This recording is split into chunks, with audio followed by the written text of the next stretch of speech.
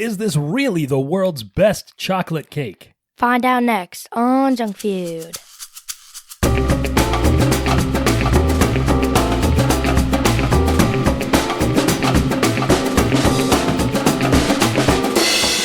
Oh yeah! Welcome to Junk Feud, the podcast about junk food, where we rate and review mystery treats to determine which one will be the undisputed champion of snacks. I'm your host, Mike. Alongside me, as always, Alyssa. Hey, Dad. Hey, Liz. So, why did the whale blush? Why did the whale blush? Yeah. The whale? Yes. Like Brendan Fraser, the whale? No, from the like a movie? whale. Just a whale? Yeah. Oh, I don't know. I didn't know whales could blush. Why did the whale blush? Because it saw the ocean's bottom. Oh, Liz. You thought that was pretty funny, huh? That's like a joke that Chase would think was hilarious. You have the sense of humor of a 9-year-old is what you're exposing to the world right now. Well, that was a dad joke. A joke you tell to your dad. If you'd like to submit a dad joke for Alyssa to tell me on the show, you can send it in to us via X or Threads or Blue Sky Social at JunkFeudPod or via email to junkfeudpod@gmail.com. Liz. Yeah?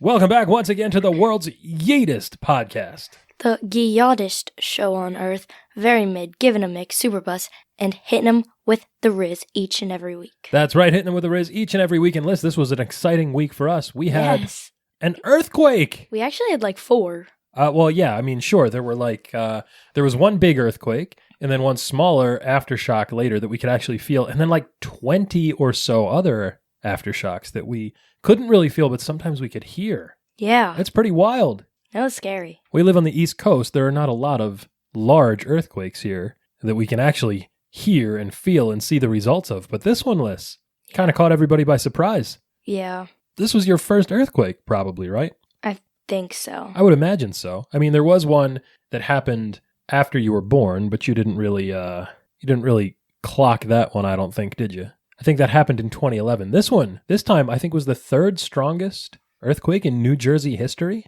as far as I know, from records that go back to the 1700s. Tell me about what was going on when you felt the earthquake, Liz. I was in my STEM class. Uh-huh. And my teacher started panicking. She didn't know what to do. Naturally.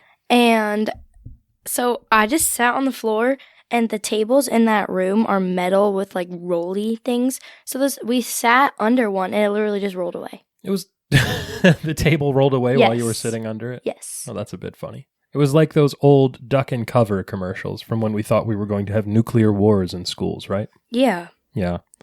Your brother, who was scared of everything, came home, sprinted off the bus, yelling, "Ah, we had an earthquake, ah," and then ran into the house. Oh, gosh. Of course, this was hours after it had actually happened. Yeah. But it was kind of fun. I mean, it was actually exciting for something new and weird to happen. Yeah. The last time I can remember that we had one, I think it was 2011, so you would have been around for at least a little while then. I was at work, and we could feel the building shake. If you were on the higher floors, the building was actually swaying a little bit. I was on the first floor, and we could feel the floor rumbling. So, everybody kind of stood up. We weren't really sure what to do. But one guy in the office, Liz, I'll never forget this, a guy who's been to a war zone and has probably like a little bit of PTSD, he stood up, grabbed his bag that he brings with him every day, and full sprinted out of the office, like pushing past people to get out, and ran outside. And it reminded me of that episode of Seinfeld. You probably haven't seen it because you don't know what Seinfeld is, where George like pushes past all the little kids so that he can get out of a building that's like a house that's on fire, I think, at a little kid birthday party. I also remember, Liz, you were not around for this one for sure, 1989, an earthquake in Los Angeles during the World Series, Liz. Really? Yeah, the Giants were playing the A's in the World Series. I remember watching the game with Grandpa. This was, or at least I think I do anyway. This was when the Oakland A's were really good in the late 1980s. Jose Canseco and Mark McGwire, the Bash Brothers, Liz. I thought that there was one when we went to the Dodgers game, like a small one. I really feel like there was. I mean, it's entirely possible. I feel like Los Angeles is perpetually having tremors, right? I swear something was happening. So let's imagine this. There's a big earthquake. Mm-hmm. You are trapped in the rubble of a building that has fallen all down around you. You're safe. Everything's fine. Nobody's hurt. Everyone's okay. But it's going to be a while before the rescue workers can get you out. But, Alyssa, Mm-hmm. You were prepared. You packed a go bag. What kind of snacks did you put in your earthquake bag, Liz? Oh, goldfish. Goldfish crackers. Yeah. That makes a lot of sense. Yeah. Small, crunchy, salty. We like crunchy salt. Water. Water, sure. Maybe go-go squeeze. Go-go squeeze. Can you tell the people at home, what is a go-go squeeze? It's like applesauce in a little pouch with a fun little twisty lid. So basically, you have packed a toddler's school snack here. Goldfish. I've packed my and lunch squeezy every day. applesauce. And a little bit of water. Things that are my comforting. baby food. And baby food, that's right. The little yogi, what are those things? The yogurt dots. Yeah. I think that's pretty good. What's yours? What's mine? Wow, what a good question. I would probably want like a Gatorade, I guess. Gatorades make me more thirsty. I don't like Gatorade that much, but I think in that situation, I'd probably want to feel the comfort of some electrolytes. It's what plants crave, after all. I would also probably have like a granola bar, maybe a small bag of beef jerky, some peanuts. Airplane snacks, really, I think, for me. Yeah. Because that's what it would be like, just sitting in a place that you don't want to be, waiting for it to be over. That's how I feel on an airplane, usually. Yeah. Liz. What? I have no segue here, but hey, that reminds me of this week's snack that has nothing to do with earthquakes or airplanes or anything. Or anything, really. Liz. Yeah. Up next on Junk Feud, it's Sachertorte. Sachertorte. Close enough. You were very close, Liz. Sachertorte. I think I'm saying that right. I'm getting the pronunciation from Max Miller of Tasting History in his YouTube channel, where he did an episode on Sachertorte, the most famous chocolate cake in the world, allegedly. Which is interesting. We'll get into that. Liz, what is Sachertorte? It's a Viennese chocolate cake with a layer of apricot jam filling. Covered in a layer of rich chocolate ganache. Ganache, that's right. Wait, there's apricot filling in it? Yeah, take a look. Right in the middle. We're looking at the cake right now. Do you see that line there and there? Apricot jam filling, that's right. Maybe that's why I didn't like it. I don't like apricot jam. Oh, interesting. Well, we'll get to that, won't we? Liz. What? It's a chocolate cake, basically. Yeah. That's it. Yeah. That's our show. Bye-bye. Thank you. Good night. Yeah, Liz, the allure of the Sachertorte, obviously, not necessarily in the item itself, which is admittedly quite plain, but it's in the story of its creation, its rise to prominence, and its sustained popularity through some interesting controversy. Do you know what any of that is, Liz? No. Well, here's the story, allegedly. Imagine this, Liz. It's 1832. The year 1832.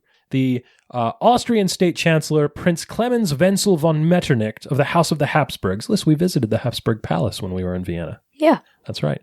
He's hosting delegates from the newly formed nations that were managing the fallout from Napoleon's defeat in the Congress of Vienna. So he's every time you say Vienna, I feel like that would be such a cute little girl name. Vienna? Mm-hmm. That is a nice little, nice name for a little girl, isn't it? Vienna. Vienna, come in, time for dinner. Mm-hmm. Like if you actually loved your kid and you're like, oh, Vienna, baby. What would you name your kid if you didn't love them? George. George? Yeah. George is a nice name. Caillou. Caillou for sure. 100% Caillou. Caillou, no shout out to Caillou, not a friend of the program. No. So Liz, here's the story. Von Metternich decided that the diplomats that were coming to his house to hold court, they needed a spectacular dessert to finish off their evening, and he went to find his court chef, this French guy named Chambellier, and here's the thing. He discovered that his French pastry chef had called out sick that day. I don't think that's really a thing that happened back then, that you could just call out sick if you're the prince's pastry chef, but whatever. I call out sick from school. Yeah, well, you're not Chambellier, are you? I could be. You could be. I'm a Chambellier my way out of school. You could be a 200-year-old French pastry chef? Yeah. Unlikely. Alyssa. What? Pastry chef doesn't show up for work that day, but guess who does? What? His 16-year-old apprentice, a young man named Franz Zacher. And Franz Zacher is the only one in the kitchen that can make dessert that day. So von Metternich says to him, you're going to make this special dessert for my, what's the word I'm looking for? Illustrious guests tonight. Well, Zacher doesn't know how to make those big, froofy, embellished, beautiful European cakes that were such in style, all the rage at that point in time. So instead, he's just got to make whatever he knows how to make. And of course, von Metternich tells him, I hope that you won't disgrace me this night, which is really a nice way of saying you better make a nice cake or probably I'm going to have you killed. Yeah. Right? So Zacher is untrained in these ornate pastry arts. But instead, he decides he's going to make something that he knows how to make, which is a simple chocolate cake with apricots. And he serves it to the court. And instead of being disgraced, the court and the prince loved it. And it became very, very popular. And so the legend grew. Liz. Wow. Yeah. What else was going on in 1832? Darwin went to South Africa? Nope. South America. God. Greece became a country. Mm-hmm. The Skull and Bones Society was founded at Yale. That's right. There was a movie about that many, many years later starring Joshua Jackson from Dawson's Creek. Andrew Jackson was reelected. Possibly the worst U.S. president. A lot of people didn't like him. Manet was born. Manet, the French painter. Was born, and Goethe died. Goethe. Yeah, R.I.P. to the legend, Goethe. Liz. What? So the story that we know about Franz Sacher and von Metternich and the invention of the Sachertorte was mostly told by his son, a man named Eduard Sacher, who was also an apprentice baker himself, but this time at a bakery called Demel, also in Vienna, Liz, where he modified the recipe for the original Sachertorte that he said was invented by his father and sort of made it his own. And here's the thing. Eduard opened a cafe across from the Vienna Opera House, Liz. We saw the Vienna Opera House. Yeah. We walked right past it. This happened in 1876. And then there was the Hotel Sacher that he also opened at the same time, where he put the chocolate torte. Do you know what torte means, by the way? No. In Sachertorte. It's an infraction of the law that leads to legal liability. No, it's a cake, Alyssa. That's a different kind of torte. A torte is just a cake, like a tart. I'm not following. Torte is a cake. Tort is something that you can be sued for in civil court. Oh. Yeah, got it? Sure. Yeah, so he puts the Sachertorte, the chocolate cake, on the menu at the Hotel Sacher in 1876, and it becomes even more popular than it was in the 1830s when his father was making it, allegedly. Here's the thing. The reason we keep saying allegedly is because the story about the prince and Franz Sacher was only ever told by Eduard Sacher, and probably he made it up. Many food historians seem to think that there was no way that Franz Sacher was cooking for von Metternich, and probably his son Eduard Sacher made up the whole story to make the chocolate cake that he served at his hotel more popular.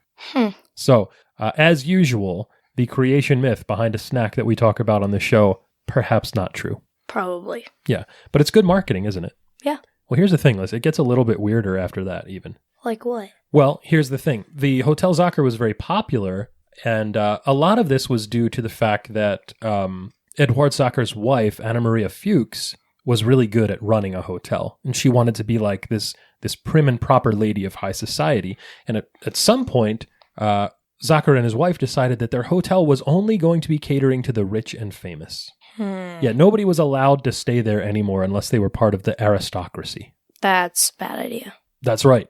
Good thinking, Alyssa, because the thing about rich people is they did not get that way by spending their money. Yeah.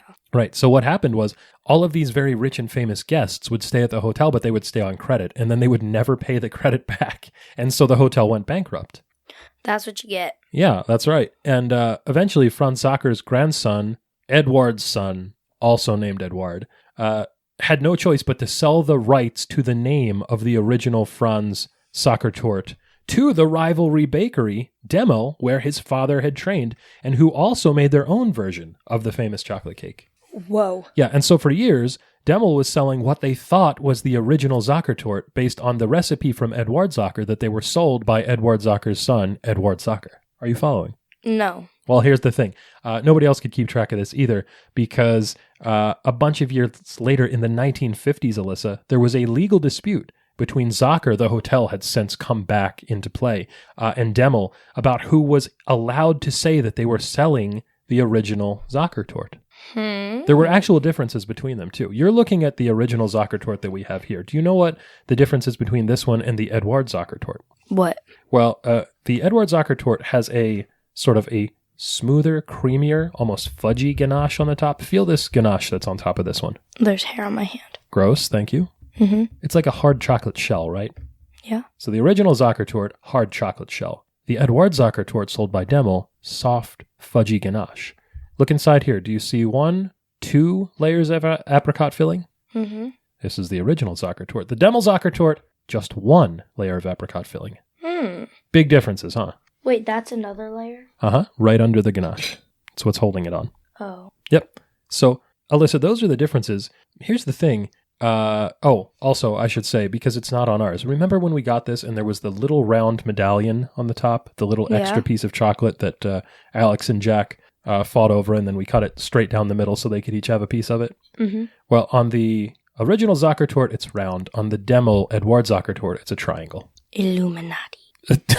Hey, we did see the Illuminati, didn't we? Yeah, we did. On a church. We saw like an ancient church in Bratislava that had the eye inside the triangle in solid gold on a statue out front. Pretty cool, huh? That was kind of funny. It was. I was getting flashbacks to stop eating pieces of the cake. That's for later. I was getting flashbacks to Metal Gear Solid 2 and the Sons of the Patriots. So listen, the battle between who was allowed to say which version of the torte they were selling went all the way to the Austrian Supreme Court. For 7 years, these two bakeries fought over who was allowed to call a chocolate cake a very specific kind of chocolate cake. A Sachertorte. Yeah, and this was called the 7 Years' War. Oh my god. Which was very funny. And ultimately what happened was the Supreme Court decided that the Hotel Sacher was allowed to sell the Sachertorte under the name the original Sachertorte. And Demel was only allowed to sell the Sachertorte under the name the Edward Sachertorte, because they bought the rights to the Edward Sachertorte and not the original Sachertorte. Fascinating, right? Very. Clearly, Vienna is a city that takes its pastries very seriously, Liz. There were literally pastry shops everywhere you looked. I know, it looked amazing. I was so jealous. Mm-hmm. So, Liz, today you can get the original Sachertorte at one place and one place. Well, not exactly one place. We'll get into that in a moment. But one place, more or less, and that's the Hotel Sacher in Vienna, where we went. Yeah. Yeah, the hotel has a rich and storied history, still attracts the rich and famous today. Russell Crowe, Alyssa, was spotted there the day before that we went to get the Sachertorte. I don't know who that is. Russell Crowe is an actor. A good actor? He's a very good actor, yes. Huh. Absolutely. And I can only imagine that he was probably sampling the Sachertorte, the chocolate cake. Because if Probably. you've seen Russell Crowe lately, he looks like a guy that likes cake. Can you sample it? Well, I mean, you can go and buy a piece like we did. This is an expensive cake. It is. We're going to get to that when we talk about It's so good. our experiences. Stop eating the cake. It's not time. Oh, I know. I never should have put this on the table yet. This John Lennon and Yoko Ono also once famously gave an interview from a hotel room at the Hotel Sacher inside of a bag. They put their entire bodies inside of a giant bag. They called it bagism, and then they gave an interview.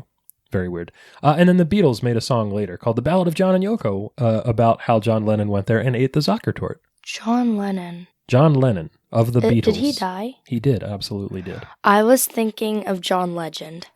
John Legend did not die. Probably I like him. Yeah, he would probably do a good job singing the Ballad of John and Yoko. Probably. Here's the thing, Liz. The decision for the Supreme Court to name the Hotel Sacher's version the original Sachertorte has been significant. The Hotel Sacher sells about 360,000 of these cakes every year. Demel sells fewer than 70,000.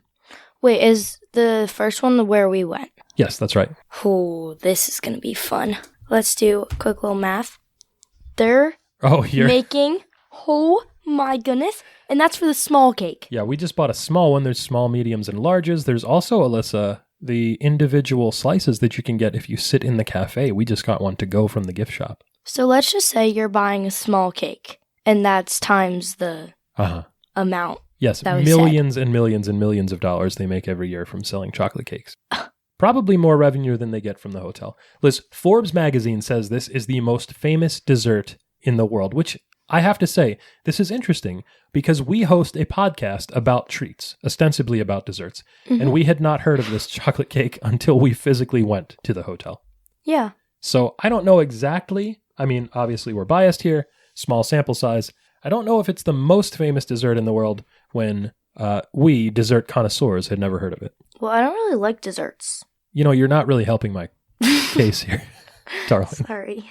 Well, here's the thing. Part of the allure of this cake is its simplicity. Like we said, this is just a chocolate cake. The original recipe for the cake was exceedingly simple in just the terms of the ingredients that were used in, allegedly, 1832. Butter, sugar, eggs, flour, chocolate, and apricot jam. That's it. I will say, in credit to the original creation myth, this is befitting of an apprentice cook. This is likely the ingredients that they would have on hand, and if they weren't used to some more serious techniques, Liz, this is probably what they would make. Yeah. The first published recipe that we could find was from a version of what's the first Austrian cookbook, Alyssa, from 1857 by Katharina Prato, called, well, it was called something in German, but the translation is South German Cooking. Whoa. Would you care to read the recipe there, Liz? Sure.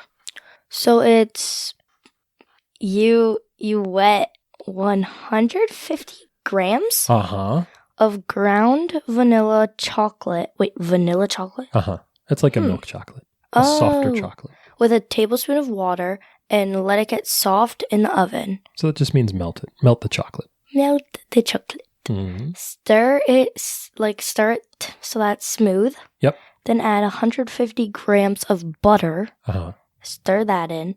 Get 6 egg yolks and 150 grams of sugar and beat it until it's fluffy. Beat 6 egg whites until they're like snow, and then very evocative there. Until they're like snow. Till they're like snow. And then like fold it in, and then fold in 150 grams of flour. Put the batter into a wide, round spring form pan lined with paper and bake with medium heat. Correct. When it's baked, turn it upside down and spread apricot jam and pour 70 grams of melted chocolate over it. That's it. That's the whole recipe. It's just make a cake, rub some apricot jam on it, cover it with melted chocolate. You'll notice, Liz, there's no chemical leaveners in there. There's no baking powder, no baking soda, things they wouldn't have had access to. The only air that's incorporated into the recipe is manually whipped into the egg whites. And that makes this, and this is what a lot of people say about it, a very dense, very dry crumb for the cake. Yeah. Would you agree? Yes. Yes. So Liz, why apricots? You said this earlier. You didn't know it had apricots in it. You say that you don't like them. Why would the most famous chocolate cake in the world have an apricot jam in it? Well, maybe that's like all they had? Yeah, I mean, that's pretty much what it is. I don't really associate apricots with chocolate. I don't really associate apricots with anything, I don't think. I don't think about them at all. I didn't even know what an apricot was till Jim made me try it. Oh, that's right. You probably have had dried apricots at some point. They're like little chunks of them, usually in trail mix, dried fruit. Oh. Well, here's the thing. I probably would think about apricots a lot more if I lived in Austria, because it's one of the most famous crops in the country. Really? Yeah, they have these naturally very plump and very sweet things called Wachau apricots that are grown in the southern part of Austria. In fact, they're so famous, Liz, they earned European Union brand protection in 1996. You know, the same way we talked about like champagne can only be grown in a certain region in France, Parmigiano Reggiano cheese only can come from a certain region in Italy. The Wachau apricot can only be grown and called such if it's grown in a certain region in Vienna in Austria. That's cool. South of Vienna in Austria, I should say. That's cool. It is pretty cool. And indeed, when we were over there, every place that we went had that special apricot wine in a chiller, a decanter, at like every stand in all of the Easter markets that we visited. Yeah. And of course, also, many of those stands also selling themselves a version of the Sachertorte, although not the original from the hotel, obviously. Yeah. Let's talk about chocolate cake in general for a moment. Mm-hmm. Do you like chocolate cake? Kinda. That's a soft yes, right? Yeah. If you're faced with a birthday situation, you go to somebody's birthday party, they have cake. You know they're going to have cake because it's a birthday party. I don't have cake at my birthday parties. That's true. What do you have for your birthday parties? Cinnamon buns. Cinnamon buns. Your brother doesn't have cake for his birthdays either. He has watermelon. He has watermelon, that's right. The two or cupcakes. Strangest children alive. He won't eat the cupcakes, and neither will you, generally speaking. I'll eat a cupcake, but they have to be like a good cupcake. Okay, so for you, what's a good cupcake? Like the cupcakes with fondant. Like the little decorated ones. Oh, so fancy decorated ones. Yes. Interesting. And not the bad frosting. Like not the ShopRite frosting. Oh, okay. So when you say not the bad frosting, what are you thinking of? What is the bad frosting? I'm thinking of the frosting where it's like it doesn't taste stale, but it feels stale. Like the outside's hard. Oh, it gets like a little bit of a crust on the outside? Yes. Usually, I think you're thinking of like a very dense, very gritty kind of buttercream. A very buttery buttercream. I like buttercream, but I don't like how it gets. If you leave it out and it forms sort of that sugar crust on the outside? Yes. Interesting. I kind of do at least appreciate the textural contrast in those. But I think probably I would rather have a very sweetened whipped cream icing. Like if you think about the strawberry shortcake that we had yesterday. I didn't try it. Oh, well, that had a really, really nice, very light, very fluffy whipped cream icing on it. That was pretty good. You know what I really want to try? What's that, bud? Those, like, wedding cakes with the fondant around it. Oh. And it looks so smooth. Yeah. And the inside's so dense and like... You know what's interesting about those? Usually they look beautiful and they taste like trash. Because fondant, generally speaking, has very little actual flavor. And a lot of people find the texture to be off-putting. Like, I just want to know, like, see how pretty... You want to try it because it looks nice. Like, see how pretty Yeah, it is? you're showing me now, for those of you listening at home, because this is radio and you can't see Alyssa's computer screen, you're showing me photos of very, very well-decorated multi-tier wedding cakes. They just look so pretty. They do look very pretty, don't they? So, Liz, like we were saying, you're going to look at one of those cakes, a birthday cake, a wedding cake, you're going to cut it open. Do you want to see chocolate or vanilla cake inside? Probably vanilla. Yeah. Unless it's like a light chocolate. A light chocolate? What would you consider to be a light chocolate? Like a red velvet, maybe? Like a more cocoa-y, tangy chocolate? Yeah. Okay, that's interesting. There are a lot of people that like a deep, dark chocolate, especially when they have chocolate cake. I just chocolate don't like cake, dark chocolate chocolate. icing. I don't like dark chocolate. Yeah, you're not terribly into like the really dark, really assertive, really bitter dark chocolates. I'm not either. We've said this on the show before. I think both of us are milk chocolate people. Yeah. Grandma, very famously, dark chocolate. My Uncle Charlie, a chocolate cake guy. Really? Yeah, every time we would go to his house, there was always a chocolate cake under a glass dome. Usually this was from a place called the Peter Pan Bakery, if I'm not mistaken. That reminds me of Ella's grandparents. They always have cookies like on the table in those little things. Yeah, like a cookie jar full of freshly baked cookies. That's the way to be. For everybody out there, if you are going to have a home, you should have fresh baked goods in that home all the time, just in case I ever come to visit. Yeah. That's pretty much it, right? Exactly. So Liz, chocolate cake is usually not my first choice. Yeah. It's not because it's not good or because I don't like it, because it is good and I do like it, but it is very much a sometimes food for me. Yeah. A chocolate cake is a big commitment. Yes. Absolutely. It is very rich, generally speaking. A good one anyway. Maybe too rich. It's so filling. Absolutely. Very filling. It's potentially messy too. I feel like I can never eat a chocolate cake with chocolate icing without getting it like all over my face and my teeth and like crumbs in my lap. I don't know why, I don't make a mess of any other kind of cake. I can usually even eat a cupcake, which is notoriously not mouth-shaped, by the way. Yeah. It's hard to eat a cupcake, honestly. I know the trick where you like break the bottom half off and smush it on the top so you make like an icing sandwich with it. And that's good, but it's still like falls apart, gets all over the place. I can usually still eat a cupcake and not make a mess. I cannot eat a slice of chocolate cake without getting it all over myself and feeling like an absolute nerd. Yeah. It's very decadent. It makes me feel full and just heavy all day. Ow! Stop that. Don't touch that cake. Although I will say this. Friend of the show, Chef Natalie, did bring us a really, really good chocolate cake once. I think it was a few years ago. It was for somebody's birthday. We went out to a local restaurant. We brought it with us and had it for dessert. It was light. It was moist. The icing was fluffy and very mild, but it was still unequivocally a chocolate cake. Yeah. I don't remember who made it. I think it was one of her friends, but that was probably the best chocolate cake I've ever had in my life. Really? Can you recall a really good chocolate cake that you've ever had, Alyssa? No. No? Probably not. Not even a single one ever? No. Well, I gotta say, this one was really good, and it was definitely my favorite. Yeah. And hey. What? Now it's time for my favorite part of this show. Alyssa reads the ingredients. Alyssa reads the ingredients list. According to the website, what is in the original Sachertorte from the Hotel Sacher that you can buy and have shipped to you anywhere in the world today? Sugar. Uh-huh. Apricot jam. 22% of sugar. Sieved apricots. Sieved apricots, that's right. 45% acidity regulator. Citric acid gelling agent. Uh-huh. Pectin. Pectin.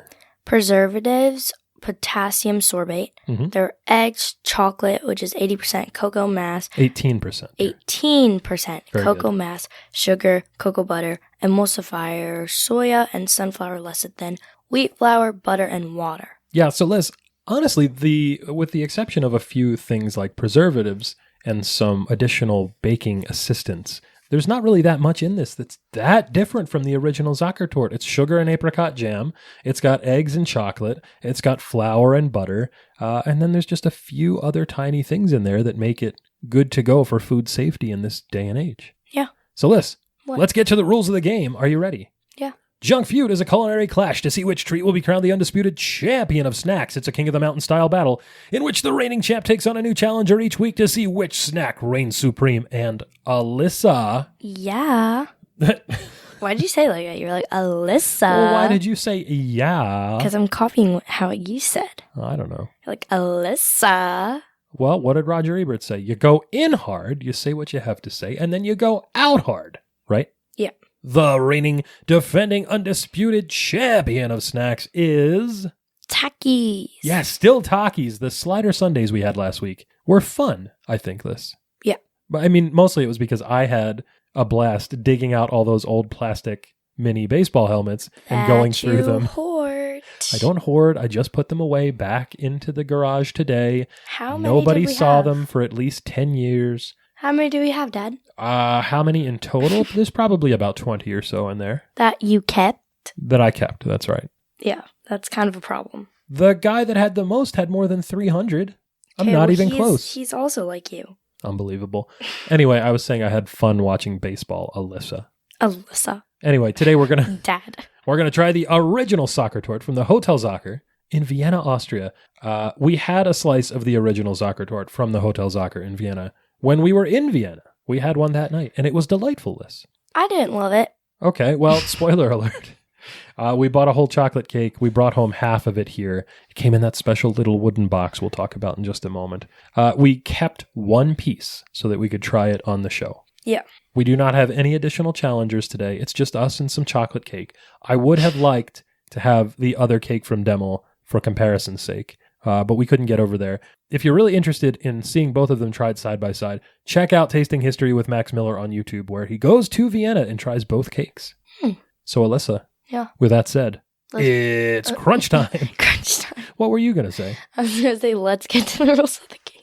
Oh, boy. It's been a long day. Are you having a rough time? You had a basketball tournament this morning. Yeah. How'd you guys do? The first game we won. Shout out to your team. It's the second game we lost 41-7. 41-7? Oh, my goodness. They were all 8th graders, though. Yeah, yesterday you played a 3rd grader and you only barely beat her. My ankles got broken. She was so good. I was getting crossed up. And I had to play her, of course. Of course, the place that I was at, we were doing 2-3.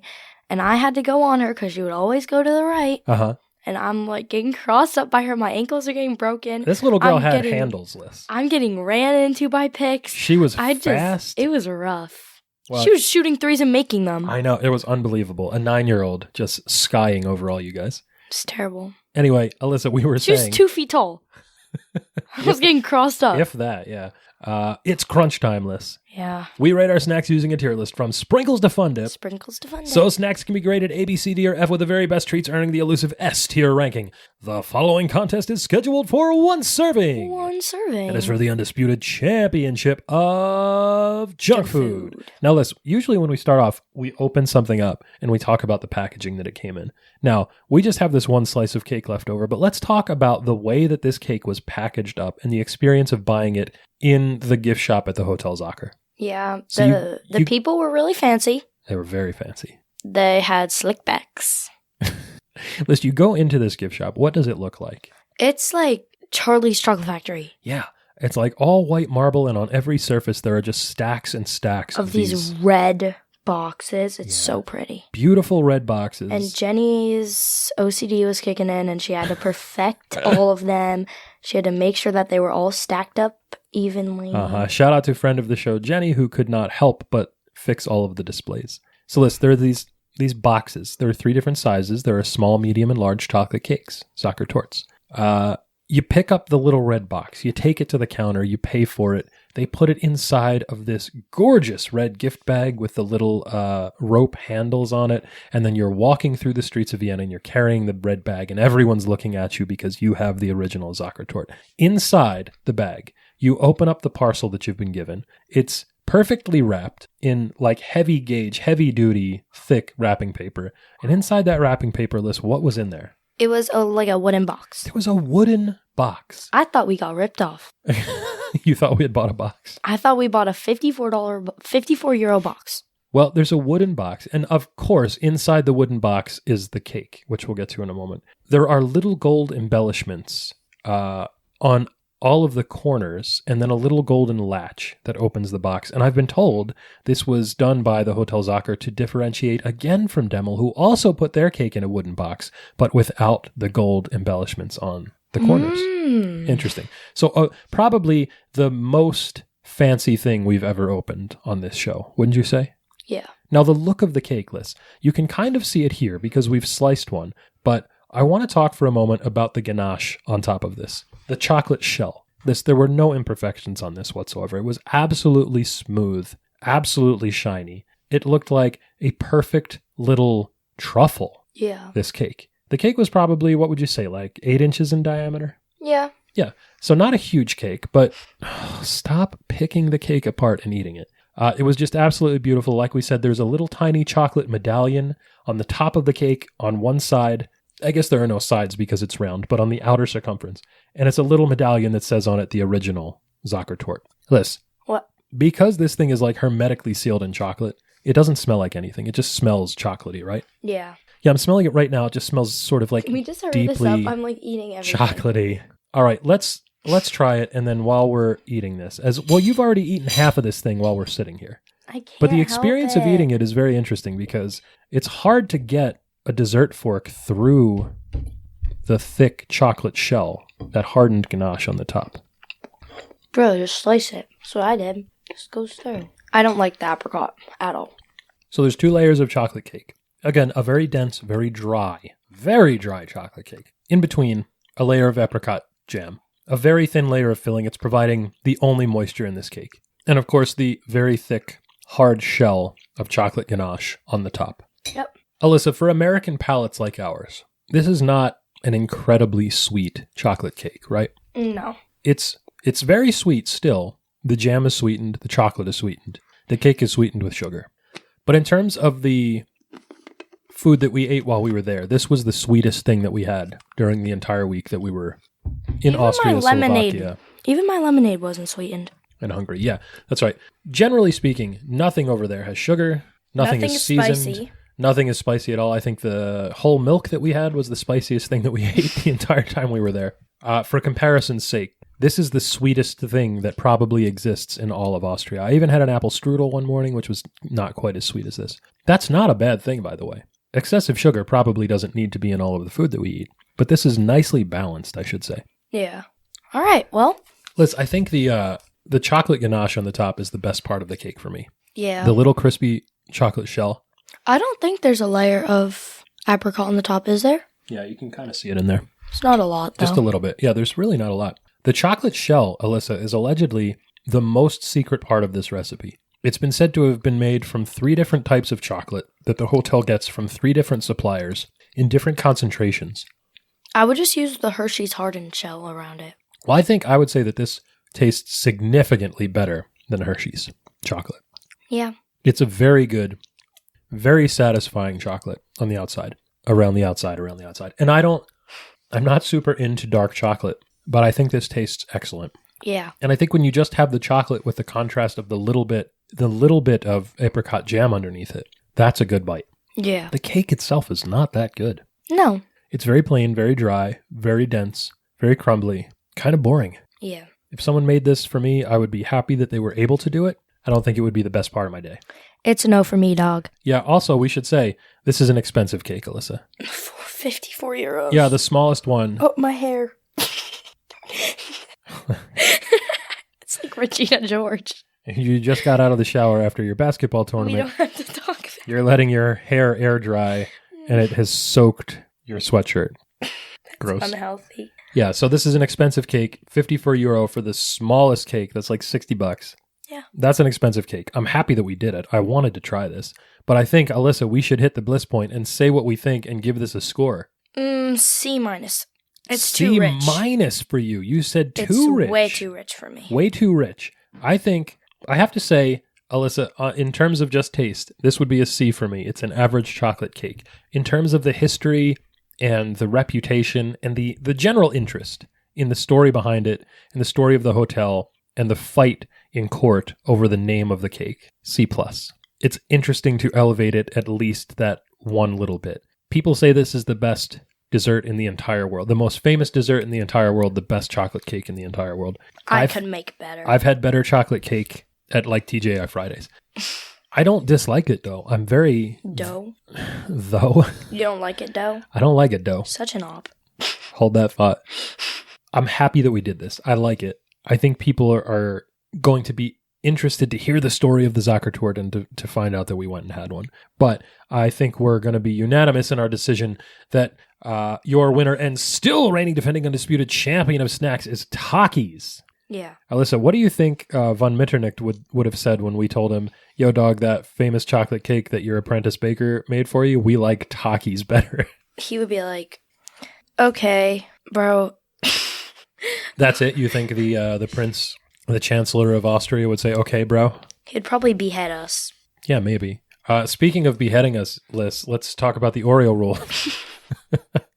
We're clear of Oreos for now. Thank gosh. Thank goodness, because I think I would have beheaded my own self with an Oreo if I had to eat another one. We did have a really good run at the beginning of the year. We had Space Dunks, we had Dirt Cakes, we had Tiramisu Thins, we had Churros, but I need a break for a minute. Yeah. Oreos, chill. Calm down. Please. Go, jump in milk or something. Hey, speaking of jumping in something, Liz, you think we could have this Sachertorte jump in some hot oil? Because each week on this show, we ask a very important question. Can you deep fry this week's snack? Will it deep fry? No. No, I couldn't find any recipes specifically for deep fried Sachertorte. I think that's probably a little bit too specific.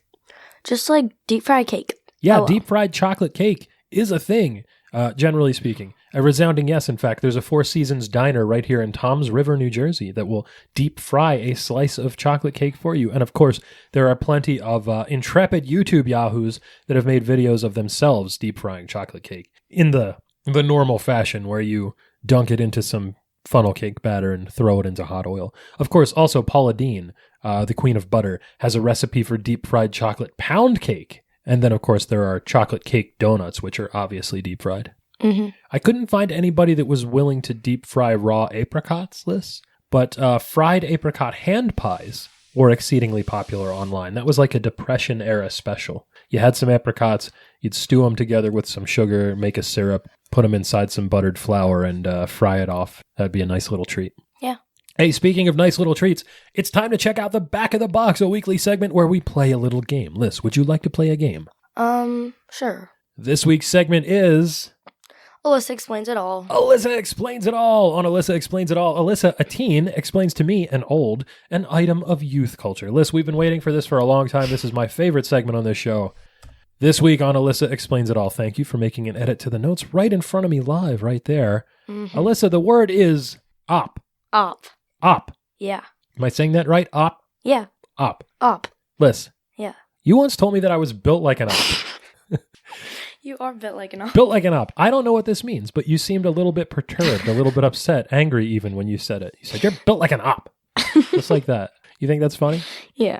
So here's the thing. Unlike some other phrases that we've discussed on this segment, I have never heard the phrase built like an op before.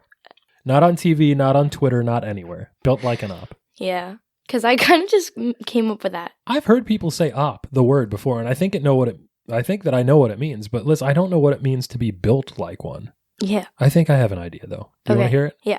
Okay, so I've been having this problem lately. You've been getting old. I'm getting old, Alyssa.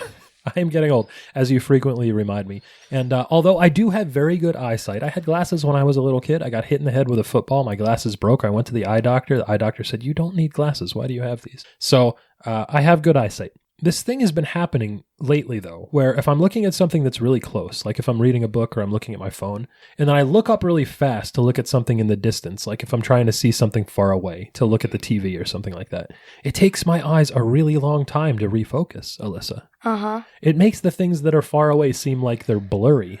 And this makes my head hurt. Yeah. So I'm thinking of maybe I should go to the eye doctor. What do you think? Yeah, you should. How often do you think about an eye doctor, Alyssa? I don't know. Like maybe never? Yeah. Probably not. Like it's not an eye doctor is not a thing that enters into your daily life. It's not like an adult man thinking about the Roman Empire. It's not a thing you think about every day, right? What's that? The Roman Empire? Yeah. It was the Empire of the Romans. Well, I know what that is, but why do people think of it? And why do people say that they think of it? I don't know, honestly. That's like a weird meme that's been going around. They're like... People think about the Roman Empire like every day. They're like, how often do you think of the Roman Empire? And a lot of people say every single day. Oh, I think I know what it is. Anyway, I don't think about the eye doctor very often. Oh, I know what it is. Okay. But Liz, here's the thing about eye doctors. What? They're always there for you. Yeah. They're very reliable. If you need an eye doctor, you can find one. You can go see one. That's right. You could go see one. Very good, Alyssa. Good double entendre there. Unless you can. What a pun. That's true. Unless you can't, and then you need to go. They're not flashy. They don't ask for anything in return. But if you need an eye exam, you can just go in. They're right there waiting for you. Okay, so what's your point? Do you know what another word for an eye doctor is? No, but what's your point? Do you know what another word for an eye doctor is? No. An optometrist. Oh. Yeah, so here's the thing. Teenagers like you like to use slang, you like to shorten words. So I think when you call someone an op, it means you're comparing them to an optometrist and you're letting them know how much you appreciate them even though you don't show it very often. That you know that they're always there for you in a time of need. So to be built like an op, Alyssa, is to be like the best version of a very reliable person that you can count on. Is that right? No. Did I get that right? No. I'm built like an op? No. Because I'm always there for you when you need me? An op is someone you despise like crazy. What? Not an op, so not an eye doctor then. No, it's just like, if someone says you're an op, that means they don't like you. What? And that's why when you said you're an op the other day, I got scared. So sad. you told me that I was built like an op, which means you hate me? It means you're built like someone I hate. Oh, what does that mean? It means like you're built like something bad. Like Legos? Like built? No, like you're like built bad. You're built bad. How do I even put this? I don't know. That's terrible. No, because people don't say you're built like an op. That's just what I said because I needed a comeback. Well, it's not a very good one. No, it's okay. But I think that it could be that you're built like an optometrist, that you're like a very reliable person that people can always count on. Okay, Dad. And this show is very reliable, Alyssa, and this show is built like an op. Would you say? Yes. I think I got it right. I think you're wrong, actually. Okay. I think you're wrong about the thing that you made up. Okay. And I think my definition of built like an op is very excellent. Wouldn't you say so? Yeah. And I'd say this podcast should reach you in excellent condition, satisfaction guaranteed, or your money back. If you've got a question for us, you can write to the address on the label. That's junkfoodpod@gmail.com. No. Yes. Do you have any final thoughts for the show this week? No. Nothing at all? No. Well, in that case, this podcast has contained your recommended daily allowance of fun. For more, go to X, Instagram, Threads, Blue Sky, or wherever you choose to be social, and find us at Junk Feud Pod. You can watch fun-sized reviews on YouTube, buy our merch on TeePublic, and don't forget to catch all the snaction each and every week wherever you listen to podcasts. Until we see you again, for Alyssa, I'm Mike. Hasta lasagna. Don't get any on ya. Bye.